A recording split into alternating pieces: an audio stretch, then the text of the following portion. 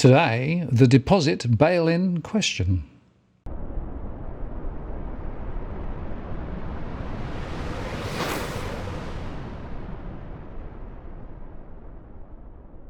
Now, one of the things I wanted to do was to answer a question that I've had posed by a number of people, and that's to do with deposit bail-in. Now, the reason I want to mention this is because there seems to be a lot of confusion. Now, just go through the argument quickly. So bail-in was a strategy that was developed after the global financial crisis, when in fact banks got bailed out. So in other words, taxpayer money went to save banks around the world, and ultimately some of those banks were nationalised, like in the UK, for example, National Westminster Bank in the UK, or indeed in other countries too. So they wanted to find a different route so that next time taxpayer money wouldn't go direct to save the banking system. So some bankers plotted the idea of bail-in, because basically what their argument is that a deposit is a loan to the bank. That's not how you think about it, right? In other words, you think when you pay money into the bank and by way of deposit, they're looking after it for you, you'll get it back and you might get a bit of interest if you're lucky. But no, it's a loan. It's a loan to the bank. So they said, well, why don't we then have the facility in a crisis to be able to convert that deposit from effectively one form of capital into equity? Because if you can convert it into equity, you can basically recapitalise the bank and keep it from falling over. And that's the essence of the deposit bail-in. Now, the G20 essentially agreed to that strategy, including Australia. And so over the last 5 to 6 years, deposit bail-in has been rolled out in various forms in various countries around the world. The most archetypal example is in New Zealand, where we've got the open banking resolution. You can go over there into the New Zealand Reserve Bank of New Zealand. It's all there in black and white, where they basically explain that deposits are effectively available. If a bank gets into difficulty, those deposits then are actually converted to equity, and if you're lucky, you might get a share of a bank. If you're not lucky, you won't. And their argument is that your savings might be frozen for a bit, but then you get something back. How much you get back, what price you get, nobody knows.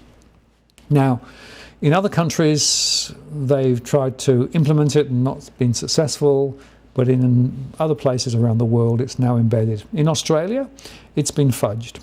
There was the APRA Act that came in a couple of years ago, and that actually included the any other instrument clause, which basically allowed APRA to grab deposits potentially, though of course they deny it. There's been attempts to try and actually put legislation in to close that any other instrument gap. That's still sort of going on. It never came back to the vote.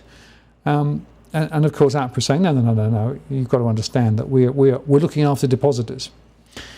Unfortunately, looking after depositors and looking after deposits isn't the same thing, right? Because effectively you're looking after depositors possibly by converting deposits into equity, because it means the bank doesn't fall over, right? So, and the other point is that there is a deposit insurance scheme that only is acted when the banks fail. So by acting on bail-in, you stop a bank falling over, which means that the deposit insurance scheme doesn't come in. Very complicated. So what we've been trying to do is to drive the clarity that we need in Australia as to whether in fact bail-in exists or it doesn't exist. And the net conversation is that there is complete ambiguity as to whether it does or whether it doesn't. We think that ambiguity is deliberate rather than actually a mistake. It's deliberately obfuscated, and so the APRA can say one thing, and people say, well, you know, it's never going to happen, blah, blah, blah. When it might in a crisis, who knows? Now, the point is this, that there is a simple way to solve the problem, and that is to just take away the any other instrument clause from the APRA legislation. If you took that away, then it's clear that deposits couldn't be bailed in. So the question is then, is there a risk of deposits being bailed in Australia? There is a theoretical risk. In practice, what we saw over the last 2 years is the Reserve Bank basically bent over backwards to keep the banking system full of funds through the term funding facility and other things. So it looks to me as though there is really very little risk in the immediate short term of deposit bail-in, but it's not a zero risk, and that's the problem. Then the other question that people ask me is, well, what about deposits for businesses? What about deposits in current accounts? And et cetera, right? And the problem there is it's very unclear as to precisely the scope and intent of bail-in in Australia. It's clear in some other countries. In some other countries, business accounts and business deposit accounts are also caught. Not clear here. And the final point to make is there have been examples, of course, in Europe where in fact bail-in was used to bail out a particular bank, and 4 or 5 years later, in some cases, depositors got some money back. In other cases, they never did. So it's a very unsatisfactory situation. But remember again, it's designed to solve the problem which we had around the global financial crisis of money from taxpayers having to go to banks to support the banks because they're too big to fail. So what do we need? Well, there's a few things we need if we're going to solve this. The first is we need a banking system that's fit for purpose in terms of providing real banking services to real people, rather than all of this sort of speculative stuff, because many banks are tied up into a lot of speculative derivative activity, and that means that effectively they could suddenly find they've got a big hole in their balance sheet, not because of risky lending to mortgages, but because of speculative activity in the derivative sector, which is a huge market, right? So teasing that apart and saying, no, banks should actually be providing meat and potato lending. There's a thing called Glass-Steagall that addresses that, and you'll probably be familiar with that. The other question, of course, is, well, then do we need a banking structure that actually provides real banking services to real people and real businesses? And the answer is probably yes. How does that come through? Well, it could be through the postal bank, or it could be through a public bank of some sort.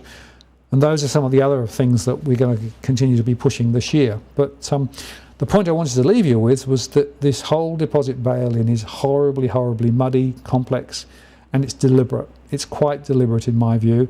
And so every time you write to an MP, they'll turn around and say, no, nothing to see here, and then they'll quote, Wayne Byers, etc., and yeah, very convenient situation. So that's the sort of the long and the short. And I just wanted to cover that because I've had quite a few questions, both on live streams and out of sort of cycle in terms of people asking about that. So there we go. That's my little rant on deposit bail-in. It's a risk. And if you want to find out more about bail-in, just search open banking resolution in New Zealand, because there it's absolutely crystal clear. So New Zealanders have the highest risk of deposit bail-in anywhere because it's so transparent.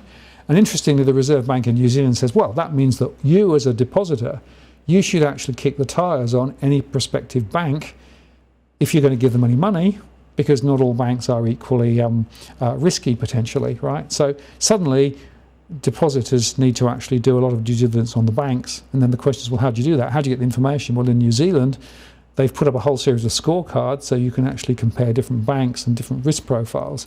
We don't have any of that in Australia. It's very difficult in Australia to measure the relative risk of individual banks one against the other. And so, once again, lack of transparency, lack of openness is absolutely the heart of this in Australia. So that's why I continue to rant on about this, because it's a really big and important issue. So I hope that's made it a little clearer. Even if it's not transparent, at least it's clear as to where we are.